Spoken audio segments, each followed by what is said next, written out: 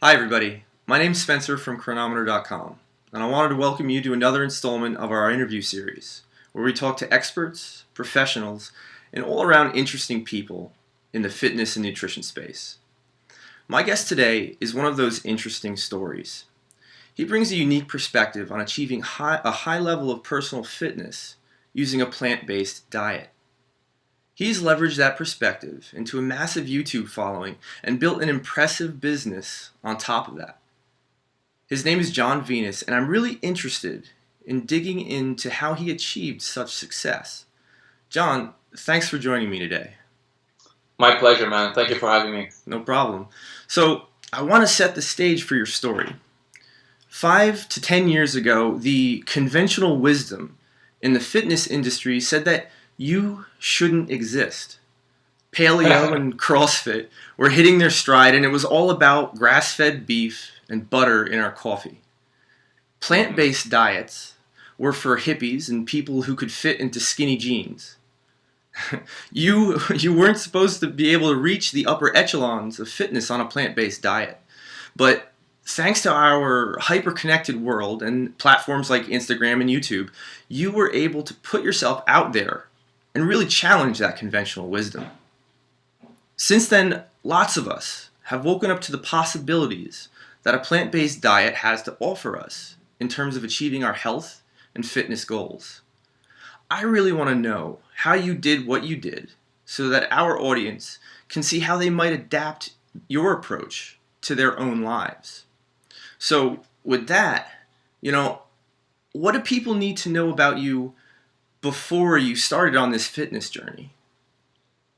Right. So I guess the main thing that people should know is that 5 years ago, I had no idea what vegan meant. I've never heard of a vegan person before. I've heard of vegetarian, but never vegan. Mm-hmm. And neither did any of my friends, basically, or family or anything like that. So that was all super, super unknown to me. And, up till the point where my brother turned vegan exactly 5 years ago, actually. That's when I first heard of it, and I was absolutely shocked. We've grown up eating tons and tons of meat. We're half Brazilian, so we grew up eating 2 barbecues a week on the weekends, and loads of rump steak, chicken hearts, all kinds of sausages and steaks. So that was super, super shocking. I had no idea that these people existed, and finding out that my brother, one of the biggest meat lovers out there, was turning plant-based, that shocked me, and that was how I was introduced into the whole plant-based world, or that's when I first realized that plant-based people or vegan people existed. Yeah, fair enough. And so I'm guessing your brother had a lot to do with it, but what was the catalyst for you to switch to a plant-based diet? Was there something that you were struggling with that caused you to turn to it? Yeah, so my brother didn't, he wasn't pushy. He wasn't, trying to convert me or anyone else. He was just doing it because he's always very interested into health. He's, studying to become a doctor. He's almost finished now. And he saw loads of documentaries. He did a lot of his own research and decided for health benefits, he would go plant-based. Me personally, I never, at least at that point, health wasn't the main focus. Like, I wasn't really into his arguments on health because I prioritize more lifestyle and having fun and going out to restaurants and stuff. So that wasn't the most important thing. But what got me introduced to this whole actual other aspect of plant-based eating was a documentary that exposes the animal industry and the practices that animals have to go through in different farms, the damage that these farms have on the environment, and obviously on our own health as well. So I guess the documentary that turned me vegan from one day to another, I think, it's called Earthlings, and Earthlings. Okay. It's a pretty graphic movie, and I wouldn't recommend people watching it, but I sat through it with my girlfriend at the time, and from that moment on, I just decided that I had to at least give myself the chance to explore alternative ways of living that didn't support these industries. So, Sure. I didn't go through any personal health issues or anything like that. It was just about opening my eyes to these practices, and I decided to explore alternative methods of living. Interesting. So it does sound like you came from a pretty big, pivot. You had to make a pretty big pivot to this style of eating. And so what were some of the big challenges that you experienced coming from like a seriously meat-eating family and tradition? Yeah, so the thing is, once I saw the documentary, I kind of like my perspective really switched. I mean, I was criticizing my brother. I was giving him a lot of crap for his choice, and really like trying to put him down every chance I had. But seeing it from the more ethical perspective, just like looking. It's a super graphic video that shows like the animal's emotions and reactions, and like the close up on the eyes, and you just realize how similar they are to the pets that we have. So I have a dog. I've always had a dog, and I love. I consider myself to be an animal lover, like most people. Yep. So I had to like kind of the inner struggle while I was watching the documentary was, or the biggest challenge was just like acknowledging, like accepting or coming to terms with.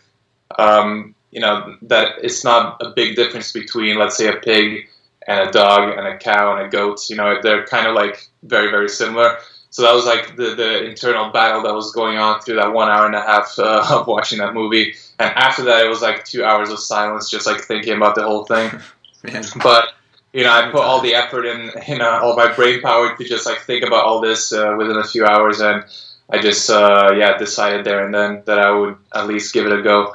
Not eating animal products. So yeah. Wow. So what I expected you to say was something more along the lines of like habits and routine. Yet it sounds like this the big struggle was the ethical one, and once you got through it, the habits and the routine fell right into place. Yeah, well, it wasn't, obviously, like, this was a completely new thing for me.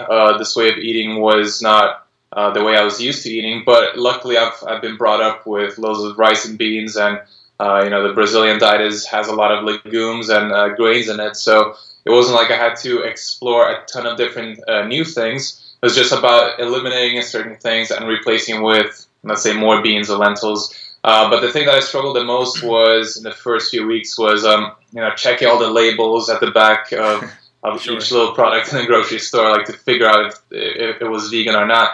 So that was the biggest struggle in the beginning. But in terms of like cravings or adjusting my lifestyle, it didn't really make much of a difference because I realized pretty quickly that Pizza Hut, which I was a fan of, could easily just take out the cheese and the meat, and you could get it delivered to your house. So I was pretty much eating a vegan Pizza Hut diet for the first couple of weeks, turning plant-based. So yeah, I was good. That's cool. So when you made this transition, what was generally your personal fitness habits like at that stage? Were you into bodybuilding, high level fitness that like you are now? Mm-hmm. Yeah, at that time I've been training for 2 years in terms of lifting weights in the gym. Mm-hmm. Prior to that, I played soccer. I played different sports, skateboarded a lot, some basketball. But yeah, I never stuck to one thing for a prolonged period of time. So lifting has been something that has just like since I started, I've stuck to it, and I don't see myself ever stopping. So I've been training for 2 years, and it's obviously like the routines change. When you're learning how to lift in the gym, you always do these, the typical new beginner mistakes. But I was hitting the gym 4, 5, sometimes 6 times a week without any breaks, and up to this day, I've been training now for 5 years, a little over 5 years, and I don't think I've had more than a week off since starting. So very cool. Well, it shows. It definitely shows. And now I'm wondering how, it seems like they kind of coincided, this transition over to plant-based eating and your love of the gym. I'm wondering, how did those two things start to come together? What was your nutrition and how was your nutrition training and training? What do they look like as they grew together? And how'd you manage it on a plant-based diet? Yeah. So before going plant-based, I was eating tons of chicken, tons of pork, minced meat, salmon, loads of shrimp, all that kind of stuff, and some loads of whey protein. So yeah, I mean, I did include some healthy whole foods, grains and legumes, and broccoli. Not very much fruit, but I did make smoothies back then as well. But how it changed is I basically, like I said before, I just increased the amount of grains and legumes I was eating. So instead of having, let's say, a portion of rice, a small portion of beans, and then some salmon, I would have, a larger portion of rice, an even larger portion of beans, and loads of different steamed vegetables or something. But yeah, I mean, the training, it kept it exactly the same. I just the only thing that changed was, cutting out the animal products. Everything just stayed exactly the same. I trained the same way with the same intensity, same amount of days per week. And I was actually eating a lot more. So in the beginning, I was getting in way too many calories because I was fearing losing my muscle mass that I worked so hard for, which is a fear that I think a lot of people have, especially back in those days where I couldn't find any examples of plant-based bodybuilders or anything like that. So there was no one to get information from, so it was all new to me. So I was eating a ton just to make up for it, to make sure that I didn't disappear, basically. But yeah, because of the amount of food I was eating, I gained strength really quickly, and I was able to put on a lot of weight. A lot of that was body fat because of the Pizza Hut and everything, but Sure. I could see that, I was able to put on weight easily. My muscles were growing, my strength was increasing. I've never, seen my strength increase that fast before. It's probably because of all the complex carbohydrates and just my system working more efficiently. As before, prior to switching, I struggled a lot with digestive issues. I had a lot of constipation issues, and that was fixed within a couple of weeks. So Wow. My body was a lot more efficient, I guess. Oh, that's very cool. I'm glad to hear that. Now, you said something interesting there. You couldn't find a lot of information out there on vegan bodybuilders. I'm curious, what did you find? Who were your mentors, and how did you eventually build that up, that body knowledge? Yeah, so basically I I accepted that I was gonna go skinny at the first because I did a ton of research, and the only people who were plant-based at the time who were into some sort of fitness, whether it's cycling or kickboxing, they were all pretty skinny. So I just assumed that you can build that much weight or build muscle on a plant-based diet. So there was actually no mentor at all, none at all, until I found some really unknown people who have built a great physique on a plant-based diet, but they weren't really easy to find online because they're not really on social media and stuff. But I did find some examples, and I started realizing that in fact it is very possible. And just through my own experience as well, I was Sure. within a few months I was noticing that I was putting on some size, and my strength was increasing. So yeah, I didn't get inspiration from anyone. So because of that as well, I figured, if no one is gonna provide people with this information, I might as well just do it myself. And that's how the whole YouTube thing started taking off. That's very cool. Yeah, and I mean, you've been very successful at it as well, and we'll get into that a little bit later. So it sounds like you've been training quite a long time, and you've had to adjust the nutrition as you transitioned into this diet. And so when most people think of, and you noticed changes in your body composition, and when most people think of changing their body composition, they think of those three basic phases: the bulking, the cutting, and the maintenance phase. And I'm curious, if you use this framework, what is your current training in nutrition? How does it vary from phase to phase? And how much time do you spend in each phase, depending on what you're doing? Yeah.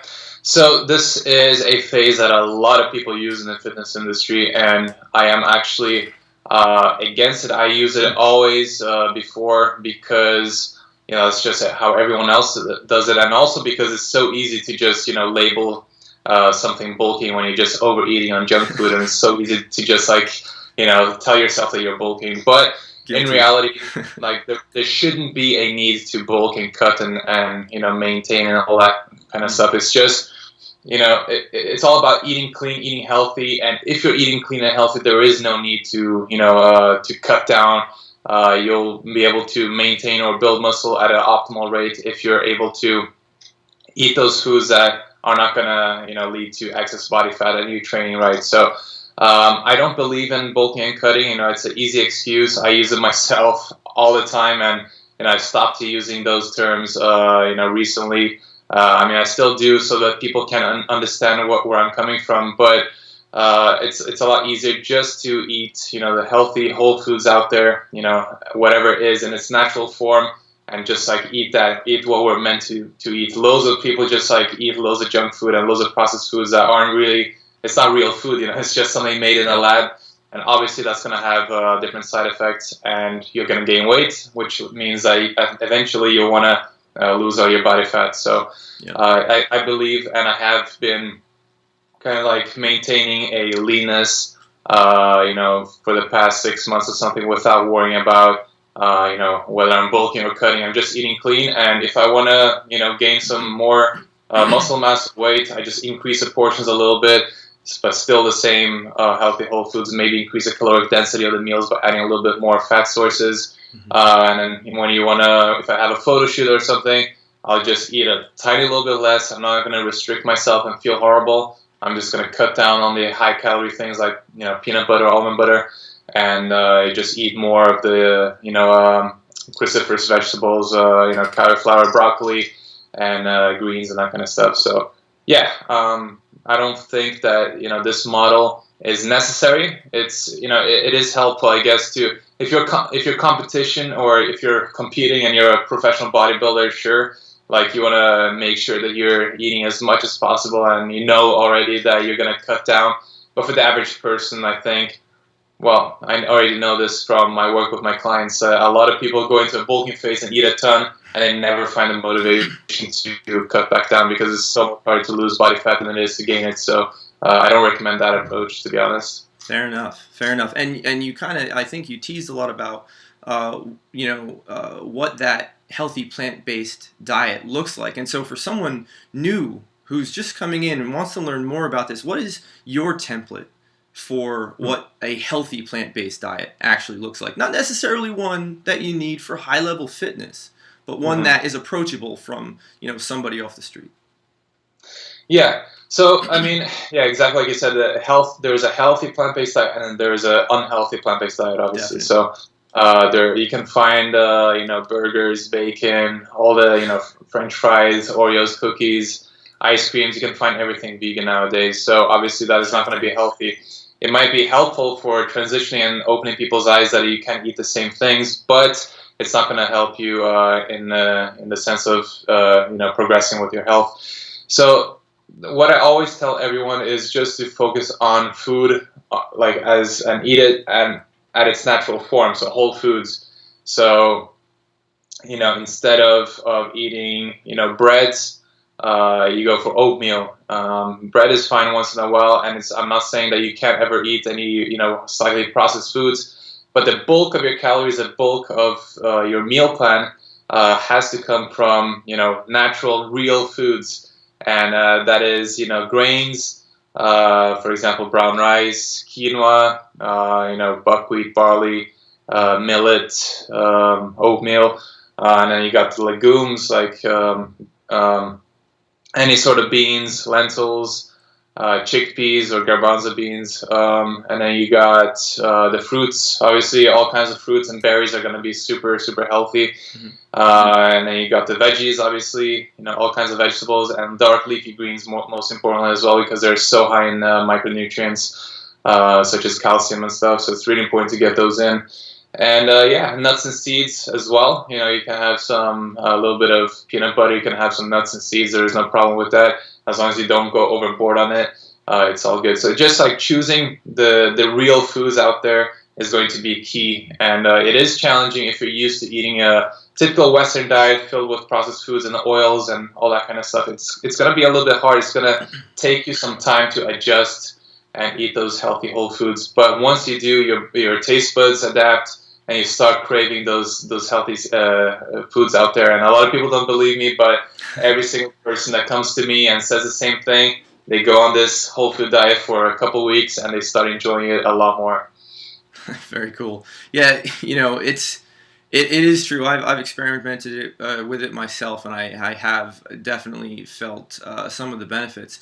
But that being said, plant-based plant-based diets, particularly when you're going to try to go for a high level of fitness like you have, supplementation is important because some things you can't get on a plant-based diet. So what I'm curious about is, what are the most important micro and macronutrients to supplement with on a plant-based diet, and what do you think the best ways are to get them? Yeah. So the most important thing to supplement with on a plant-based diet is going to be vitamin B12, because that is only found in animals, and not because the animals are getting it from the bacteria in the soil and the water streams like humans used to get it from. It's because they're also supplemented with them. They're injected, or the food that they're eating is supplemented with B12. So because of the sanitation and all these processes today, the water that we're drinking does not contain B12. The soil that we're growing our foods from is lacking B12 as well. So that is really important especially for vegans to get in. And a lot of people who eat meat are also very deficient in B12. So it's a good idea either way. But as a vegan, you want to make sure that you're taking B12 supplements or drinking, plant milks and that kind of stuff. They are always supplemented with B12. But apart from that, a lot of people think that you need to supplement with loads of different things to, get all the adequate micronutrients. But I've been vegan for a long time. I know so many people that have been vegan their whole lives, and there is absolutely nothing that they can't get from just a natural whole foods. And a lot of people think that, for example, iron is really hard to get, or calcium.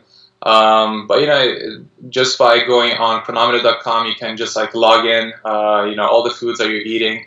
And I have a lot of video examples on YouTube just showing that it's super easy to get everything. You don't have to overthink things. And I think the reason why most people think it's hard to get those things is that people nowadays are not used to eating dark leafy greens and the vegetables and that kind of stuff, which contains all these minerals that we need to thrive. So I think it's more a lack of understanding and of what to eat rather than an actual problem that we should be concerned of. So it's all about learning what to eat and adjusting and just experimentation. Fair enough. And speaking of supplementation, particularly if you're doing something like you are with training 5 to 6 times a week, you're going to want to supplement on the protein side of things, because it can be hard to, even if you're eating meat, it's hard to get that enough protein to build the kind of body that you want. And there are quite a few options for plant-based proteins out there. There's hemp, pea protein, rice, and others. And I'm curious, when you're picking one, what makes the best plant-based protein supplement? Yeah, so basically, in terms of protein and stuff, it's super convenient to supplement with a protein powder. I do that. Mm-hmm. It's super easy. You can get all your protein from whole food sources, but most of us don't have the time to cook all that stuff, especially if you're training super hard and you need a even higher amount of protein than the average person. So obviously, protein powders come in handy. They're not the holy grail or like a must-have. If you're not, super into fitness and working your body super hard, but it is super convenient, and I do recommend people who don't have a lot of time to spend, the whole day in the kitchen to supplement with protein. And in terms of which protein to supplement with, I don't think there is a big difference in which exact protein you in terms of plant-based protein that you supplement with, whether it's hemp, pea, rice or soy. I generally recommend a mixture of everything, because those are definitely that's how you get the highest scores, amino acids. And for me, like the one I'm taking right now, it's called Vivo Life, and it's more than actual what kind of ingredient or protein source. The most important thing that I look for is that it's organic, that it's checked for heavy metals. that it's gone through loads of different lab requirements and checks to make sure that the protein that you're getting is healthy and organically grown, and like minimized in terms of harmful ingredients and artificial sweeteners. You don't want to get those things into your body. So that's the most important thing, whether it's pea, rice, or soy.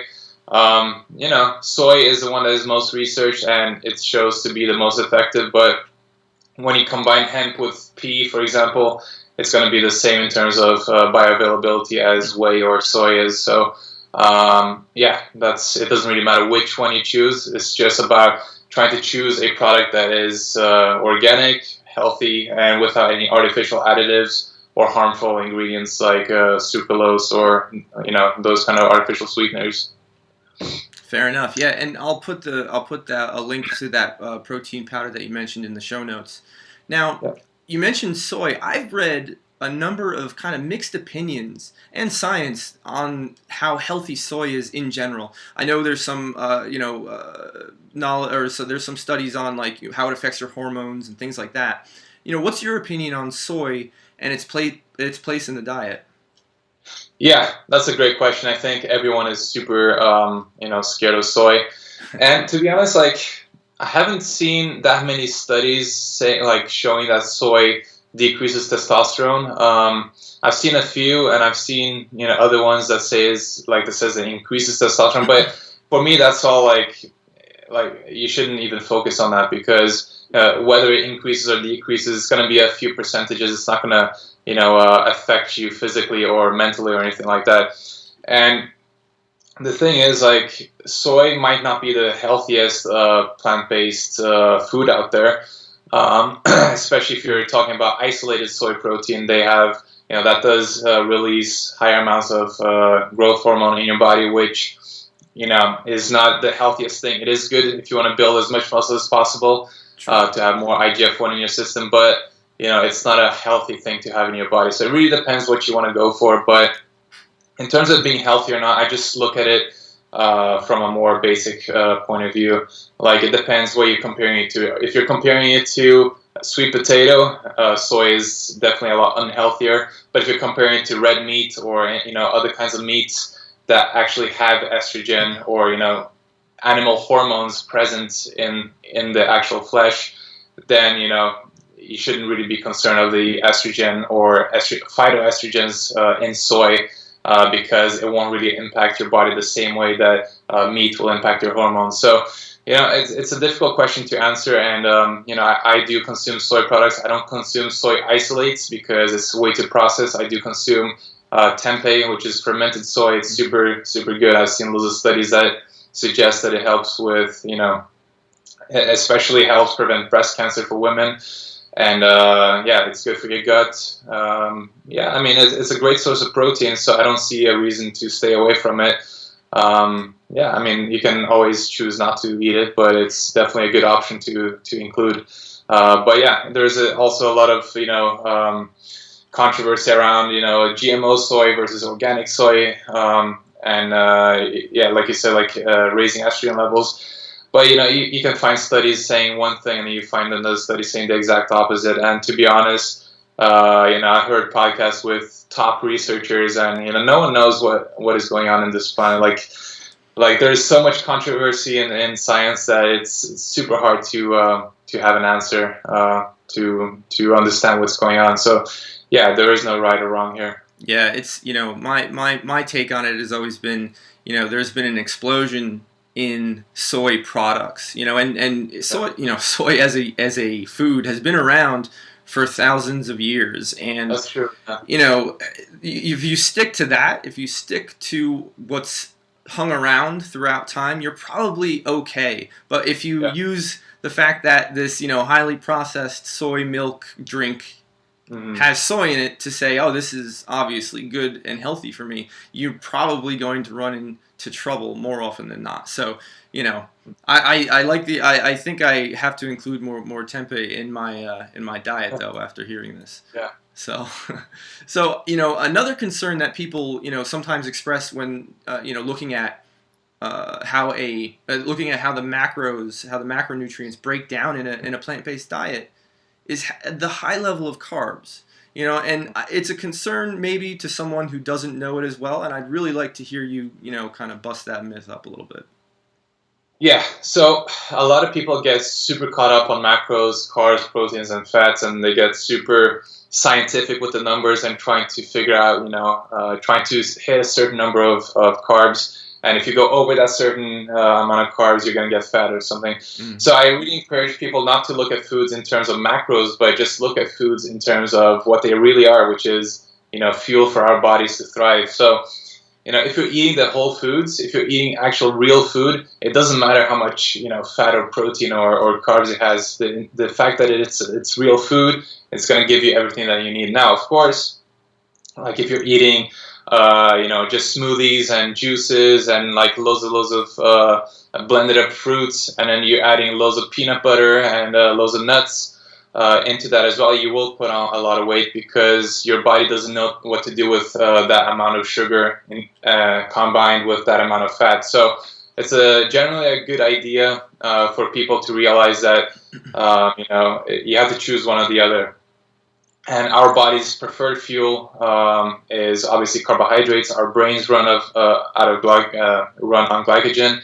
Our bodies, our muscles do. So obviously, like I do recommend most people to focus on getting more carbohydrates than fats. But you don't need to decrease your fat intake to a minimal level. I normally recommend about 20% of your calories coming from fats. Some people need more. Some people are fine on less. It really just depends. But if you're just not overdoing it on anything, it's not going to have a big impact. Carbohydrates there's a big difference between table sugar and fruits. So a lot of people do think that you're going to get fat from eating fruits, but even when I'm cutting down for a photo shoot and getting super shredded, I include a lot of fruit into my diet, and I still eat good amounts of fats from nuts, seeds, and avocados and that kind of stuff. So yeah, as long as you're choosing real foods, complex carbohydrates, or fruits, you're going to be fine.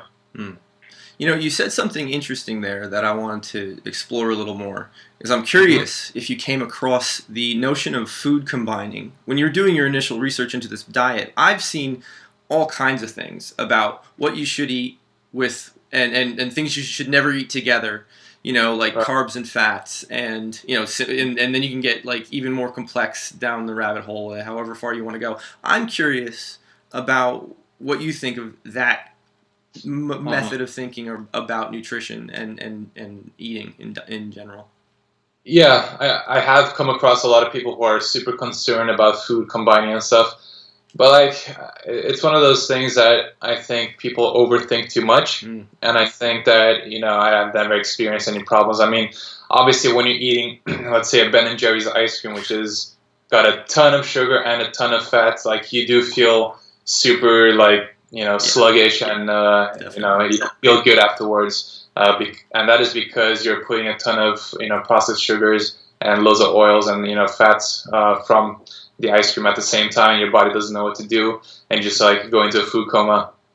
But when you're in terms of healthy whole foods, if you're eating a big plate of quinoa with pinto beans, and then you have loads of guacamole on the side with some sunflower seeds or something, which are healthy sources of fat, you're not gonna feel the same way because it's not coming from oils. Oil is a highly processed food as well, just like table sugar. So if you're including oils or table sugar, it's a different game. But if you're talking about healthy whole foods, you can combine as much as you want, and you most likely won't feel any side effects at all. And now a lot of people also go into, like you say, into a rabbit hole and say that you can't combine, for example, watermelon with different fruits and blah, blah, blah. Right. And I have never come across anyone who has had any issues. So I think it's just people overthinking everything. Fair enough. So, what are some of the other big myths about the plant-based diet that aren't right, but they just seem to hang around? Mm-hmm. Let's say, I don't know. I've been doing this for so long that I've built a tolerance. I don't even look at the comments or myths anymore. I'm just just like I built some sort of immune system to it. But I suppose still, I think still it's, you can't really be optimally healthy on a plant-based diet. I guess it's one of the big myths out there, but I think people are starting to wake up slowly and to the notion that, you can be optimally healthy on a plant-based diet. It's been, different governments and organizations have come out and said that it's perfectly healthy.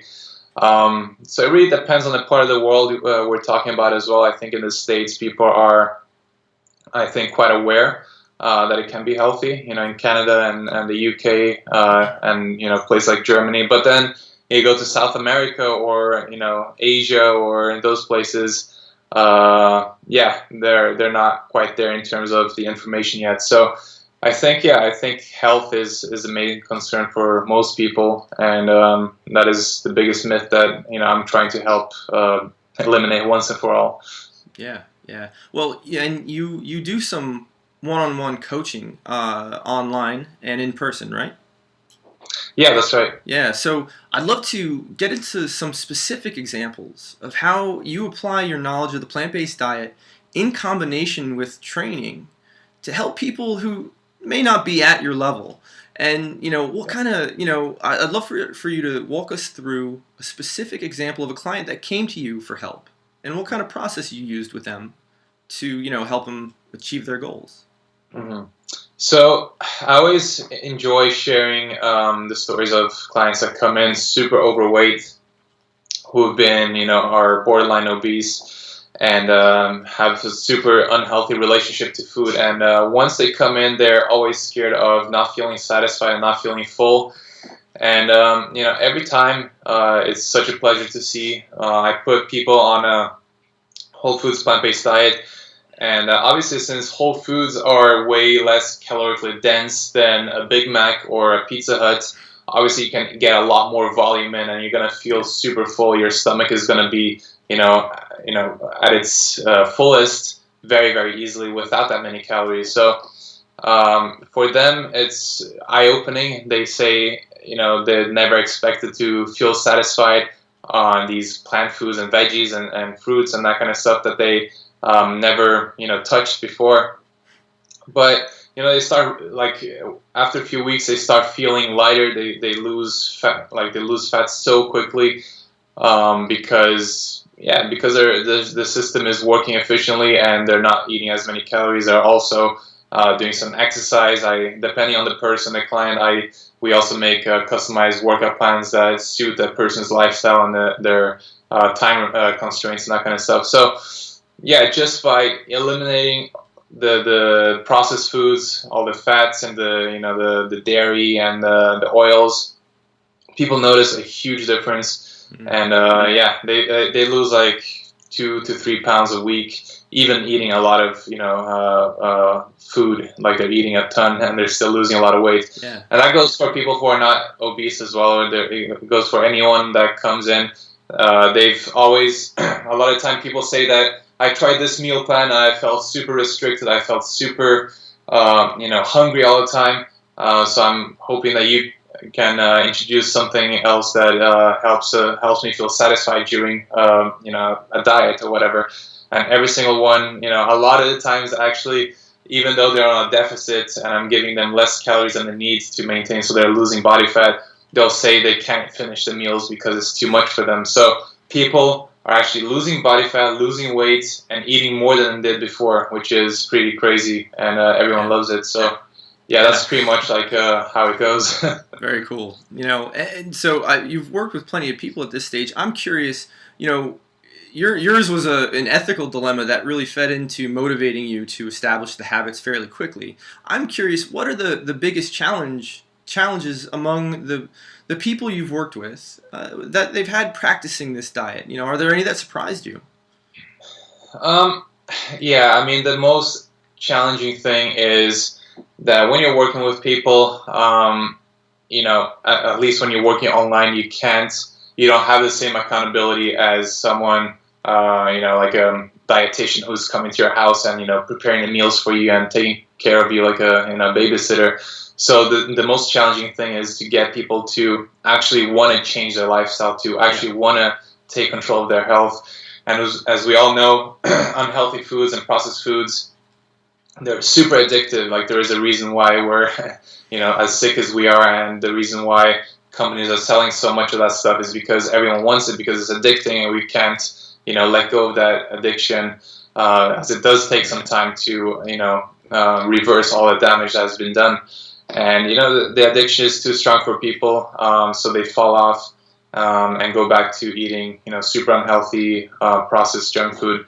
So that is the biggest challenge. So I'm constantly trying to find ways to motivate people to stick to something for a certain period of time before quitting. But it's impossible. Like, you can't force anyone to do anything. Like, the motivation has to come within. And I mean, it's challenging. It's hard for me to see someone purchase a plan from me and then follow it for a week or maybe even just 2 days and not having the willpower to stick it through, and just going back to their old habits and just eating really, really badly again, and getting worse and worse health. So it's hard, but that's the most challenging thing. Yeah, fair enough. Yeah, my mindset is always the key to these types of big changes, big life changes, whether that be body composition, nutrition, or anything else in your life, really. So yeah, fair enough. So I want to tie in your public persona that you've built through your personal journey. You have a great following on YouTube, and I want to know what point in your journey did you decide to start a YouTube channel, and what motivated you to do that? Yeah, so I think I did start my YouTube channel before turning plant-based, but I wasn't really consistent on it. I was just sharing some different exercise tips. I did work out. I was really serious about going to the gym and building muscle. So a lot of friends were, they really admired my progress, and they saw how quickly I was progressing. So I just decided, since they show interest, maybe other people would be interested in it as well. Yeah. So I just showed some my progress, and it wasn't really science based or anything. I was just showing some exercises, just so someone else could see what I'm doing. But there was no clear message. I was just experimenting. It wasn't, I didn't have a good editing, format or anything. It was just putting a GoPro in front of my face and just showing what I'm eating or lifting weights. And at that point, no one was really watching my videos. So it was all just a university or a college, period of time where I was learning how to do the editing and filming. Sure. And all that stuff, until finally graduating into more efficient way of spreading the message and giving information and helping people. So yeah. No, that's cool. Everybody starts kind of messy in a way, and thankfully thanks to YouTube and Facebook and all that, it's documented forever. You won't ever forget it. For the better or for the worse. Yeah, exactly. So clearly you developed some really good content and your unique perspective.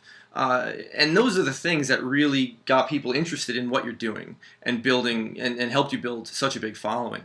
I'm curious, and clearly there's a lot of people that talk about nutrition. Some of our audience members like to do it themselves. What are some other practical things that you did that actually helped you grow your audience once you saw that there was something there? Yeah, so I think first of all, you have to, if you want to achieve some sort of following online, building presence, you have to really want it. You have to wake up in the morning and you're going to be thinking about, okay, what are the steps that I can do to achieve I don't know, 100 subscribers by the end of the week, or a million by the end of 5 years, or whatever. So you have to have that intention day in and day out, and actually be passionate about it, because without being passionate about it, without actually wanting it for real, it's not going to happen. And then obviously you have to have a little bit of you have to have something to provide people with. So whether it's a unique training style, or a different way of eating, or some information or knowledge that you have access to that most people don't have access to, that is something that might attract an audience. So you always have to look at yourself as an individual, unique individual person, and what you can uniquely bring to the table. And you have to be super consistent. You have to work your ass off, especially nowadays. There's so much competition. Everyone wants to be an influencer. Everyone wants to be a YouTuber. So it's really tough, and only the people who really persist and have something unique to bring to the table are going to succeed. So it's a tough question. I don't think anyone knows exactly how to do this. If not, everyone will probably be doing it. But I think it's just a mixture of passion and persistency and having something unique to tell people. Yep. And it sounds like it's really kind of a commitment to a lifestyle. It's something that you're doing every day, every minute of every day. So, you're also a busy man at this stage. You've been doing a lot of traveling. We've been trading some emails back and forth, and I'm really curious now that you've built such an effective lifestyle in the fitness world. What are you doing, and what's next for you? Mm-hmm. Yeah, so right now I'm just focusing on polishing up my online coaching services to reach a greater amount of people and provide even more value. So currently, for example, we're working on filming every single meal that is on the meal plan, so that people know how to season the foods right, how to cook it to get the best consistency. Because a lot of people aren't really, it's obviously helpful to have a meal plan, but unless you know exactly how to prepare it and season it so that it tastes amazing, a lot of people will find it super boring. So hopefully, as I said before, like one of the hardest things is seeing people not being able to stick to meal plan that you provide. So hopefully, by providing all these step-by-step tutorials and spicing tutorials, people will be able to enjoy the food a lot more and stick to it. So that's what we're working on right now. And then, I have different projects in terms of businesses, and obviously YouTube is always going to be a big focus. Recently, I've been focusing more on Instagram, trying to grow that, and it's been going pretty well.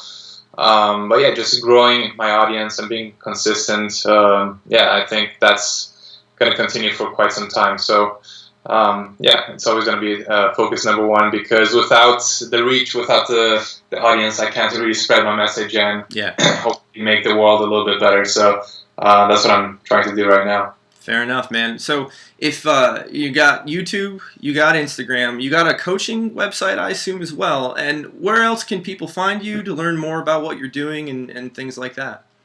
Yeah, so the website is johnvenus.com, so just my name. And then on Facebook as well, I have a Facebook page. I'm not too active over there. I need to work on that. YouTube is the most, I think, helpful platform for you guys to check out, because I do full day of eating videos. I do nutritional breakdowns using chronometer.com. I do loads of training tips and diet hacks, whatever you want to call it. But I have a lot of different content over there that I think is very helpful. And obviously, I think a lot of people have been helped through the content as the challenge just keeps growing. So I think that is the best place for you guys to go. Cool. Well, we'll put all that information in the show notes, and everybody watching can check it out whenever they like. So, John, I got to thank you, man. Thank you for taking the time to talk with us today. It was really good. I definitely learned a few new things about a plant-based diet. Yeah, my pleasure. It's been really good to be on this show as well. So thank you so much. All right, man. Well, take care, and we'll look for all the big things that you're doing next. Cheers. Bye-bye. All right. Bye.